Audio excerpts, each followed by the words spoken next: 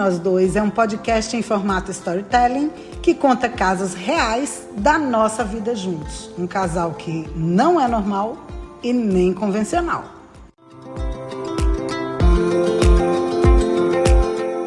Eu sou Melissa Chaves. E eu sou Nilande Chaves. A gente está casado há mais de 3 décadas. E aí resolveu registrar em áudio os fragmentos aleatórios da nossa história real. Apesar de que alguns parecem inacreditáveis. Nem sempre a gente vai lembrar do mesmo fato do mesmo jeito.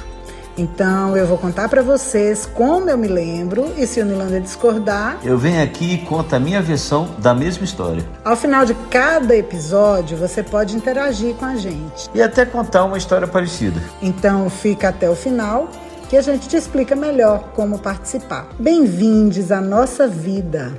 Que bom que você está aqui.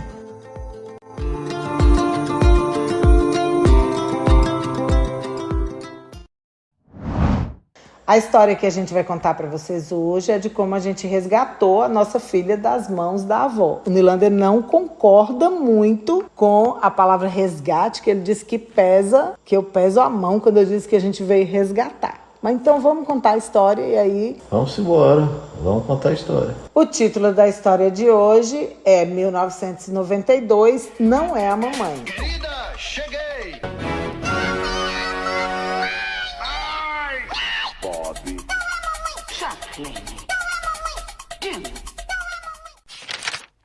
Estamos em 1992. Morreu a religiosa católica Irmã Dulce, que hoje é canonizada Santa Dulce pela Igreja Católica. A General Motors lança a última versão do Chevrolet Opala. E ele fazia uma sucessão, né? O Opala. Muito. Pedro Collor de Mello denuncia o esquema do PC Farias envolvendo o irmão, então presidente Fernando Collor. A atriz Daniela Pérez, ela é morta pelo ator Guilherme de Pádua e sua mulher, Paula Tomás. Na época foi muito polêmico porque os dois faziam um par romântico na novela... Das 8, das 8, naquele tempo era das 8, hoje é das 9, né? Mas nunca foi das 8, naquela época era 8, mas começava 8h30. Sobre nós dois. Bom, antes da gente entrar na história de hoje, vamos a um pouquinho do contexto. Gente, aí é o seguinte, a gente morava num apartamento popular, num bairro de Maceió, chamado Santo Eduardo. Nilander, eu, Rayane. O apartamento era super simples. Um dia a gente conta a história de como a gente montou o apartamento, mas era bem gostosinho. Quando a Rai fez 1 aninho, a minha sogra, que nessas alturas já tinha voltado a morar no Tocantins, né, ficou aqui no nascimento da Rai, depois eles foram embora. Quando a Rai fez 1 aninho, ela veio visitar a gente. Vieram ela, Alessandro e Leander, num carro branco. Se eu não me engano, era um Corcel 2. Aí, depois de alguns dias babando a neta, ela disse que tinha que ir embora e pediu pra gente, na verdade pediu pro Nilander falar comigo e tal, pra levar a Rayane pra passar 15 dias com ela, com eles no Tocantins. Meu coração apertou, porque ficar longe da minha filha, e eu vou te falar que se fosse hoje eu não deixaria de jeito nenhum. Passar 15 dias longe da minha filha era inimaginável, mas o Nilander veio conversar comigo, pediu pra eu considerar. E aí, diante dos argumentos dele, né, entendendo que talvez o fato de eu deixar ela ir com a minha sogra aproximasse mais a minha sogra de mim, né, a gente tivesse uma relação um pouco melhor, né? Assim, nessa época já estava uma coisa já estava muito tranquila, entendeu? Já tinha sido muito pior. Já tinha, não, mas eu tô falando uma relação de carinho, de família, que a gente não tinha. E assim, primeiro, ia estar com minha mãe. Então, se tem uma pessoa que eu confiava 100% a minha filha, era minha mãe, é fato. E a gente ia ter a nossa lua de mel, porque a gente não teve essa oportunidade, entendeu? Foi sempre muito conturbado tudo, né, na vida da gente. E o fato dela ficar com minha mãe, que ficasse 1 semana, 2 semanas, 3 semanas... 15 dias foi o prazo. Né? Mas pra mim eu não via nenhum tipo de problema, porque eu sabia que ela estava sendo bem cuidada. Eu sei, mas você entende que pra mim era difícil, né? Não, eu entendo, até porque, assim, por tudo que tinha acontecido, entendeu? No passado. Para além de qualquer coisa, por ter ficado longe da minha filha, era a minha primeira filha, entendeu? Tinha 1 aninho, era um bebê. Enfim, nessa época é bom a gente lembrar que não tinha celular. Então a saudade era só sentida mesmo, não tinha como você ficar ligando, né? Hoje é muito diferente, hoje você faz chamada de vídeo, mas naquele tempo não tinha esses meios de comunicação, né? Nessa época foi massa, assim, a gente realmente curtiu muito, entendeu? A gente foi pra Praia do Francês, foi acampar lá, que é uma outra, a gente depois vai contar essa história. Mas eu sei, assim, eu sei o que você sentiu, é como você está falando, assim, a ligação mãe e filha é muito grande, e se tratava da minha mãe. Talvez se ficasse com a sua mãe, teria uma outra conotação, teria um outro sentimento, você ficaria mais tranquilo. É porque estava perto, né? Eu poderia ir o tempo todo, mas a gente está falando de 2.000 quilômetros de distância. Mas mesmo que se a sua mãe morasse 2.000 quilômetros de distância, talvez você ficaria mais tranquilo, teria mais paciência, teria mais entendimento, digamos assim. Mas enfim, vamos avançando. E aí a gente chegou ao consenso que eu deixei que ela fosse. E os dias se arrastaram até que chegou o 15º dia e ela ia chegar. Yes! Aí o Nilan desceu para ligar para a mãe do orelhão e a mãe disse e voltou dizendo que a mãe tinha explicado alguma coisa que só ia dar para vir na próxima semana. Eu fiquei com muita raiva, disse, olha, o combinado não foi esse, o negócio era voltar com 15 dias, aí, Nilandê, você ficou tentando me acalmar e tal, e falando que estava tudo bem, que estava bem olhada, essas coisas que você acabou de falar aí agora, mas eu fiquei muito, muito nervosa.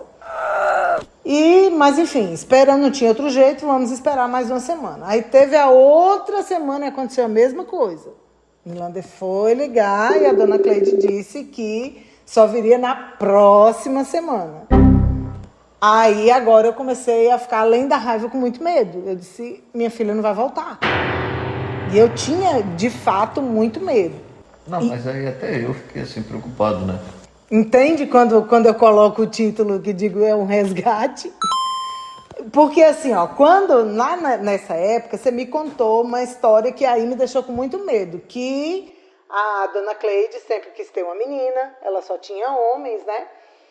E tinha 4 homens e teve até uma época que ela pegou uma menina para criar, que botou o nome de Brianda, e aí depois a mãe da Brianda resolveu tomar a Brianda de volta e tal, e aí foi uma situação chata. Eu digo, gente, ela tá querendo ficar com a minha filha para ela. Eu acho que assim, né? Ou então ela sabia que a gente ia buscar, sabia que a gente não ia deixar ela ficar. Você adora passar pano, né, Nino? Não é passar pano, não. É porque eu conheci minha mãe. Eu conheci minha mãe durante Se a gente não fosse buscar, ela ia ficar com a Rayane, óbvio. Tipo assim, não, eles dois estão lá, vão curtir a vida deles, vão achar legal porque são jovens, vão... Mas por algum momento e aí você eu achava fico. que ela achava que a gente não vinha buscar? Eu sempre fiquei muito seguro, porque eu sabia que minha filha estava sendo bem cuidada. A gente precisava desse tempo pra gente, entendeu? A gente precisava do tempo só pra gente, assim, porque deixar... Isso era o que estava na sua cabeça. É o que eu estou dizendo a você, o que estava na minha. Eu sei, eu não estou falando... E eu cedi em respeito a isso que estava na sua cabeça. E foi bom, não foi? Não! Foi um pânico. Eu vivi momentos de pânico. Você não curtiu aqueles momentos que a gente passou sem estar com a raiva, sem poder... É outra história, Nil. Mas enfim, assim... Aí, por isso que eu fiquei tranquilo. Quando você fala em resgatar, não, a gente veio buscar e não houve nenhum tipo de atrito aqui por a gente ter vindo buscar a Rai. Bom, lembrando que naquele tempo a gente não tinha dinheiro para nada. O Nilander trabalhava como frentista num posto de gasolina. Eu fazia salgado para vender nas cantinas das escolas e complementar a renda. E a gente vendia publicidade e serviço gráfico. Então a gente fazia um monte de coisa ao mesmo tempo para conseguir a subsistência, né? E a grana era muito, muito curta. Mal dava para a gente pagar as contas da casa. Mas eu falei pra ele, agora a gente vai buscar a Rayane. Nem que a gente tivesse que vender um rim. Eu só tinha um, mas eu venderia ele assim mesmo. Tardei pra vender o meu, Aí eu não me lembro de verdade, não me lembro como é que a gente fez para arrumar o dinheiro, mas a gente arrumou e comprou as passagens de ônibus e fomos para Ponte Alta do Bom Jesus, no Tocantins, para buscar a nossa filha. Sou tocantinense, esse é o meu melhor estado, terra do capim dourado, da suça e do querer. Bom, que a cidade era longe, eu já sabia, né? O que eu não sabia é que a gente tinha que pegar 2 ônibus e uma carona para chegar aqui. Naquela época, para chegar aqui Era rojão, né? Primeiro foram 24 horas de viagem de Maceió até Barreiras. Barreiras grandes, és um pedaço sensível do Brasil. Né, no oeste baiano. E a gente chegou de madrugada e foi uma época de muito frio na rodoviária. Eu lembro dos bancos de madeira, você lembra disso? Lembro. A gente ainda comprou uma bonequinha para Rayane, dessas bonequinhas do Paraguai, que fazia algum barulho lá, que não me lembro mais o que era. Enfim, e a gente esperou lá por umas 4 horas até que passasse um outro ônibus que ia levar a gente para o entroncamento do Novo Jardim, que não era rodoviária, a gente ia parar no meio do nada. E eu me lembro assim, que você tava tão feliz. Entendeu? Amor, para de mascarar que eu não tava tão feliz, meu Por bem. estar vindo buscar raio. Mas você tá falando como se eu estivesse vivendo uma aventura, e não era bem por aí. Porque até no ônibus a gente deu uma namorada, tá lembrado? Sim, ótimo. Mas a gente faz as coisas ficarem bem, mas eu quero que você entenda que isso é romantizar uma situação que que não foi uma coisa voluntária. Entendi. Bom, aí eu sei que a gente ia parar lá no entroncamento do jardim. Eu parecia que eu tava num filme de faroeste, porque primeiro tinha saído daquele frio, aí a gente pegou um ônibus... Do banco de madeira. Aí a gente pegou um ônibus, o ônibus era tipo um ônibus urbano, não tinha aquelas coisas de estofamento.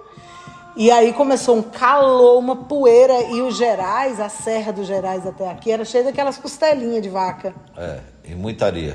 Para que vocês tenham uma ideia desse trecho, a gente saiu umas 6h30 de Barreiras, e veio chegar nesse trevo, era mais ou menos às 2 horas da tarde. Aí lá, nesse trevo, tinha um posto policial.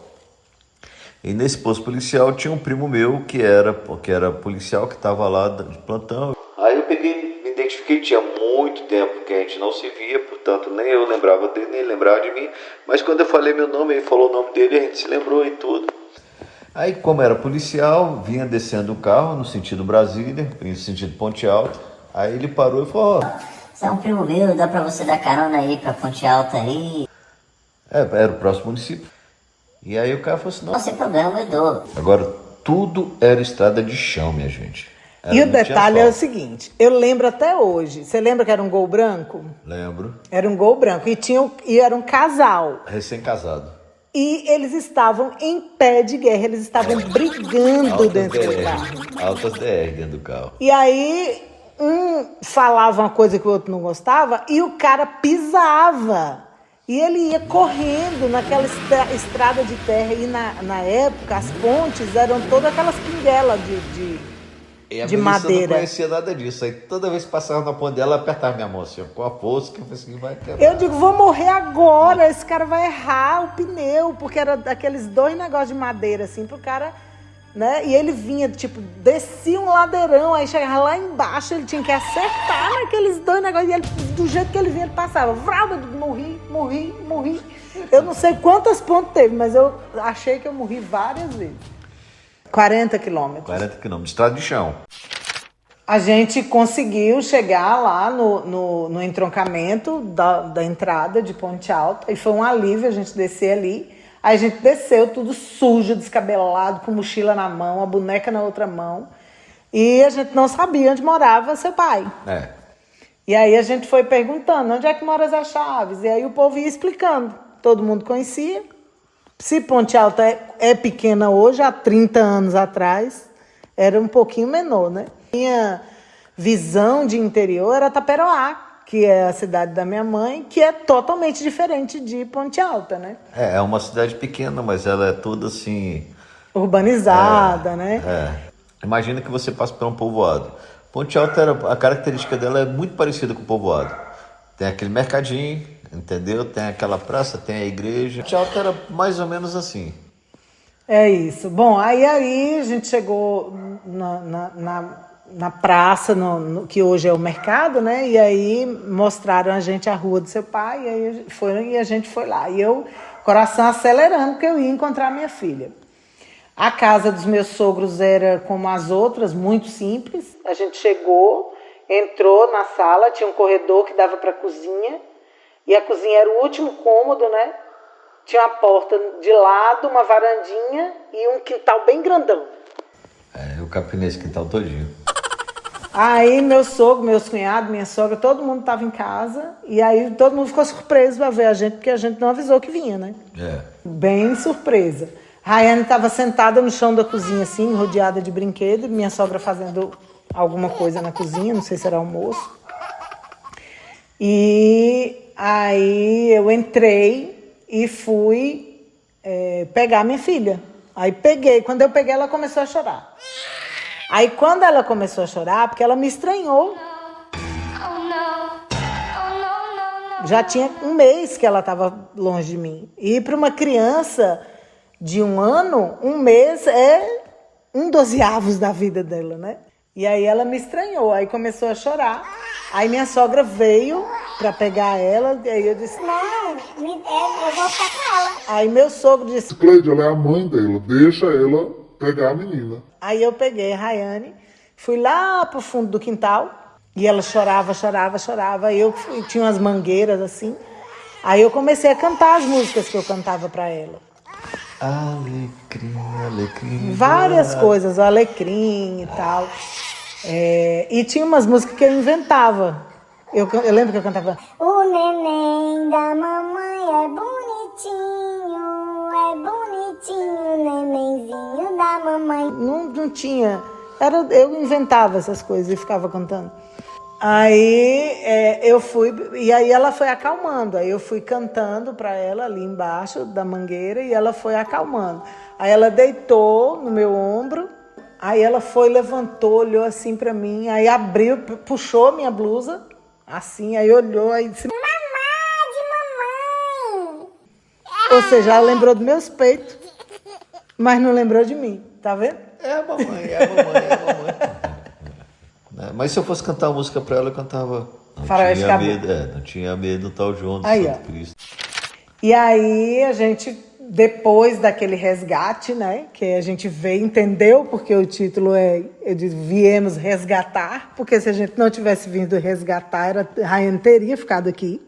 A gente viria, eu não sei por que você tem isso na cabeça. Enfim, eu só queria voltar para casa com minha filha, com meu marido, e a única certeza que eu tinha, e eu falei pro Nilanda. Ninguém nunca mais leva minha filha pra longe de mim. E foi assim a nossa aventura, e nunca mais a gente deixou.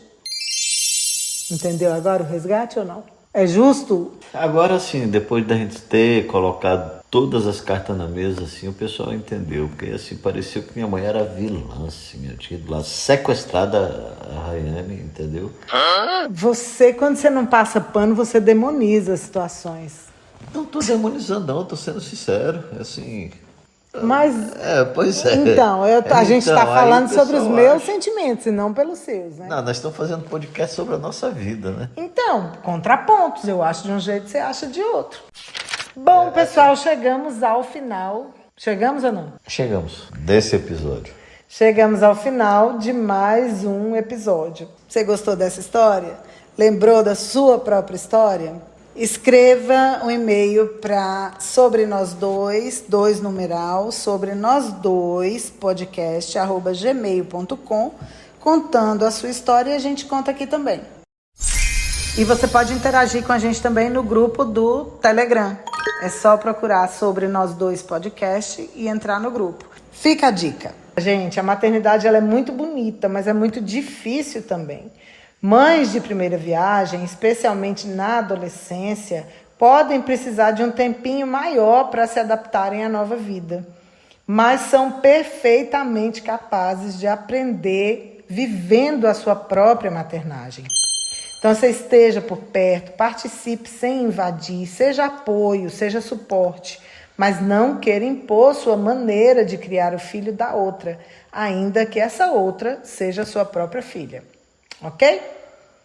E ó, eu vou dizer uma coisa pra você. Quando você escuta falar papai, é uma emoção muito grande, viu? É uma carência deste rapaz. Mas ela falou papai primeiro. Tá bom. Até a próxima, gente. Cheiro. Sobre nós dois.